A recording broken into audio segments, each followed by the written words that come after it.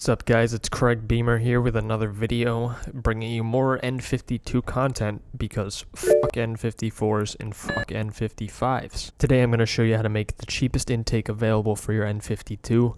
It's only going to cost you about $20–$30 assuming that you already have tools. We are going to be making what's referred to as a long ram intake, basically extending your intake outside of your engine bay to grab colder air and also use the wind from forward motion to kind of push some air into your intake as well. Before I show you how to do this, I want to talk about some other intake options that are out there and why you shouldn't do them and why they're overpriced. There's a lot of intake options that people talk about on the forums, but in my opinion they're pretty overpriced considering how much you gain. For example, you have the Eurobox, which comes standard in European model BMWs.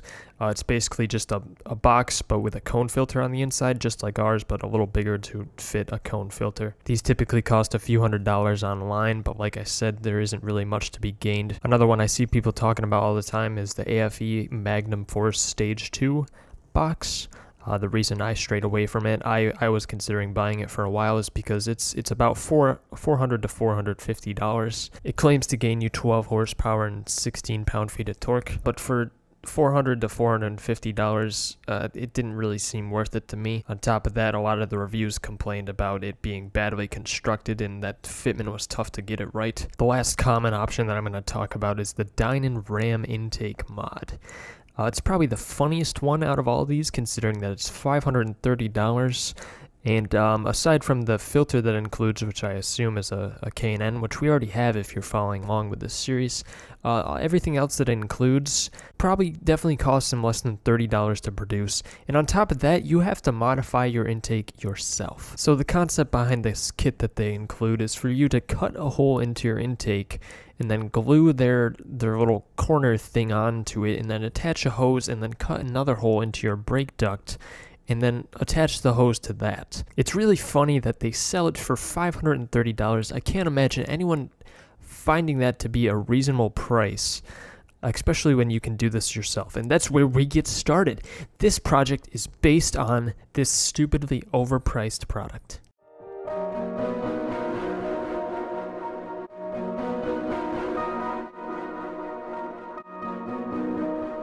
This is the hose that I bought. I bought it from Home Depot. It's a 2-inch hose, and then the coupler is, I guess, 2.5. I think that's what that means.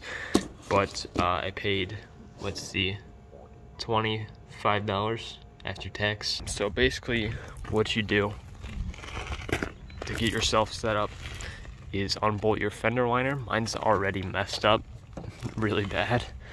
So do that, and then take off your front grill if you can work it out. Otherwise, take off your whole bumper. Just kind of feed this hose through. So you just kind of force it in from the bottom, then kind of work your way, pulling the fender liner back up a bit, and reach your hand through here. Preferably take off your airbox first, then just pull it up just to kind of test your fitment. I'm using a 2-inch hose, I believe. So based on what I remember about fitment, the hose kind of has to go in about there-ish, because if you have it here, it will definitely be in the way of your headlights and be really pushing against them, and you can't really go much bigger than this. So what I'm gonna do is take one of these couplers, which like I said is the same size as the hose, take like a paint pen and draw a circle around it, and then take a Dremel and cut out hopefully a good perfect circle. If you are not confident in this, I'd suggest having a second airbox, or this piece of it, handy so that if you do make any mistakes. Also, I'm taking a quick comparison to the airbox from this car, which is a 325, to my 328, which is behind me. It looks like there's a subtle difference between the airbox design. It looks like on the later model, which is 2008, like it kind of stops here and then comes down sharper. Let me see if I can show you. There's like this indent here, which is not there on my on that airbox. This one looks a lot easier and more ideal for what I'm trying to do. Maybe search a junkyard or something for an airbox that might be like this.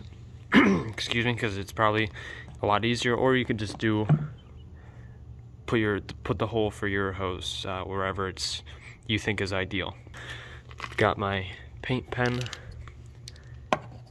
and it looks like it should fit just right about there. I traced the hole, or where the hole is gonna be. So like I said, what I'm thinking is drill a hole the size of that, and then just kind of like squeeze the hose and force it in there. But kind of take some of it off. Probably leave like a couple lips, like maybe 3 or so. All right, I have my airbox taken apart. I got my Dremel over here. I'm probably gonna start by drilling some holes and then kind of just use a sander bit to just slowly work its way out. There's like this plastic like little things that support it, keep it structurally sound. That might be a challenge, but we'll see.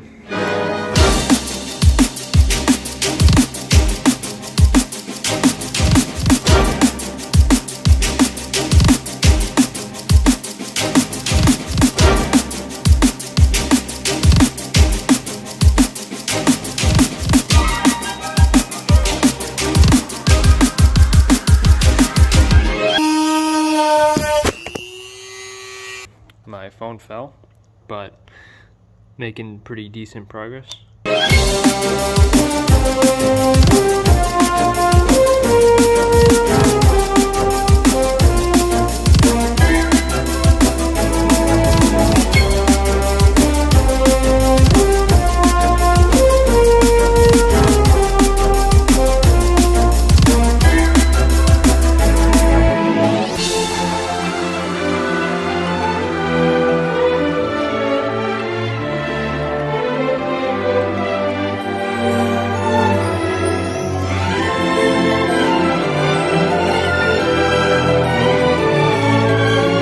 It took me about 30 minutes or so, but the result is pretty much perfect.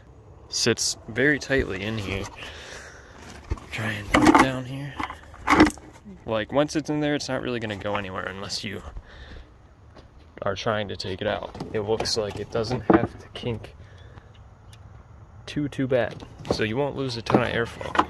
Clean it out a bit, and then I'm gonna throw it in the car and go for a drive. See how it affects my induction.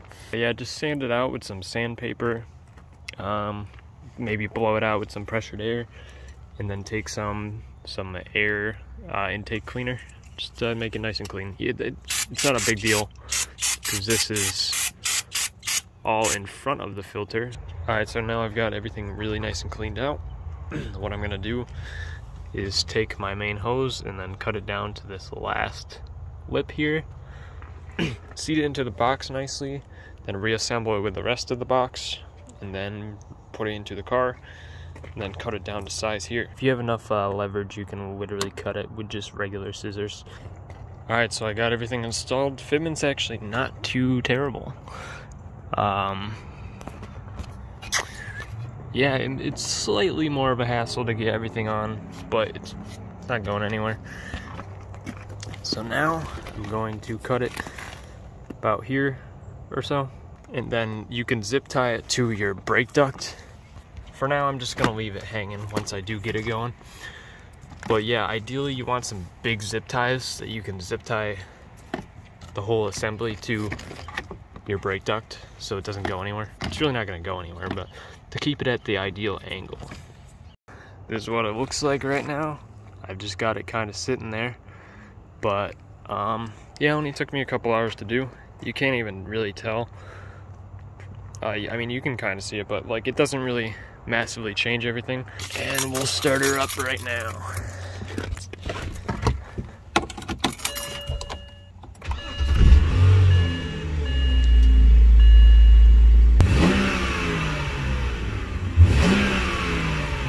Intake definitely sounds a bit different. Sounds a bit deeper. See if I can feel vacuum.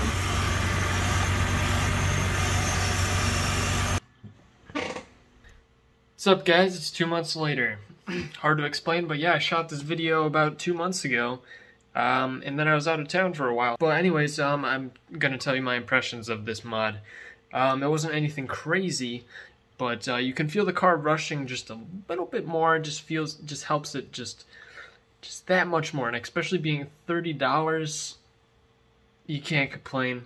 I would expect that you wouldn't get much better results with any other in the intake options, because the results are not crazy, but for what it's worth, can't go wrong. Anyways, here's a clip of me doing some pulls in the car. Well, actually not me, but here's some videos of the car.